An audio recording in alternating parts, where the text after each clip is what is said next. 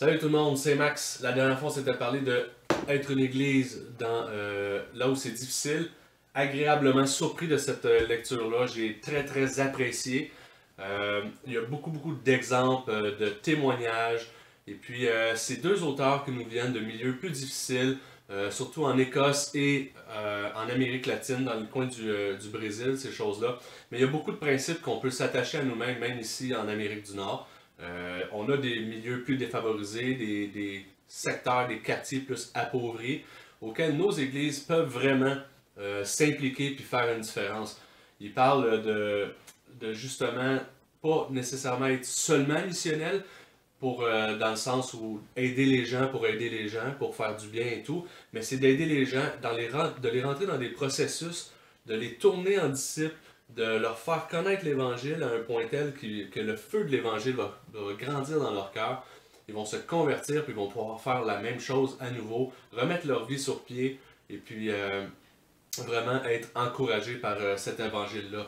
Il nous parle de beaucoup de préceptes au niveau de la prédication, l'importance de la prédication. Il nous parle aussi de l'importance de s'attacher à une église locale, l'importance d'en devenir membre et d'y participer activement. Et puis l'importance de faire de la bonne évangélisation, non pas seulement juste de l'évangélisation missionnelle avec juste un grand discours qui vient toucher les cœurs ou peut-être même pas, mais juste de parler de l'Évangile. Il parle d'aller beaucoup plus profondément que ça. Il parle de bâtir des relations avec les gens, d'amener l'Évangile à l'intérieur de ça, et puis qui va vraiment faire une différence dans la vie des gens. Comme je dis, c'est un livre, vraiment, j'ai été super surpris de ce livre-là. Ça se lit extrêmement bien. 210 pages. Présentement, en plus, il est à 50% de rabais chez Publications Chrétiennes. Donc, au lieu d'être autour de 20$, il est 9,98$. C'est la chance. C'est bon jusqu'à la fin mars, le rabais de 50%. Donc, je le conseille fortement à qui? À tout le monde, mais surtout à des implanteurs d'église, à des gens qui sont dans le leadership d'église, qui veulent rehausser ou rediriger la mission dans leurs églises, même qu'il y a des principes très fondamentaux là-dedans qui peuvent juste aider une église qui est un petit peu moins en santé. Et puis ensuite de ça, se tourner vers l'Évangile et donner les produits, donner le fruit que l'Évangile cause dans nos vies.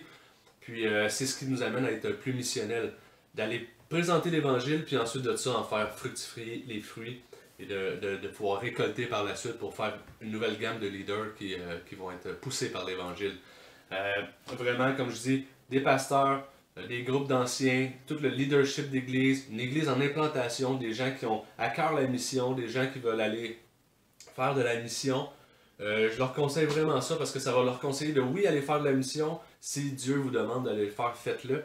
Mais attachez-vous à une église locale. Il met beaucoup d'emphase sur s'attacher à l'église locale. Et puis je pense que je ne l'ai pas répété encore assez, il faut s'attacher à une église locale. C'est quelque chose de très important pour eux. Ils le décrivent très bien. C'est 12 chapitres. Donc, comme je dis, ça se lit super bien. Et je vous encourage à lire ça. Puis, c'est pas un livre qu'il faut garder pour soi. On lit ça, puis on le donne tout de suite à quelqu'un d'autre.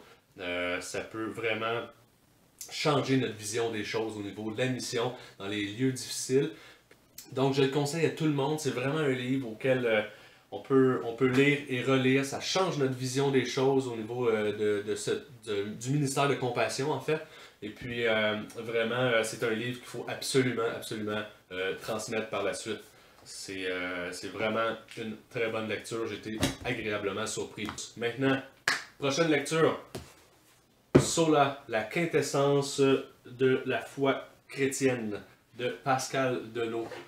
J'ai encore une fois entendu de très bonnes choses à propos de ce livre-là. J'ai bien hâte de commencer ça. Donc on se voit après. Que Dieu vous bénisse. Bye bye.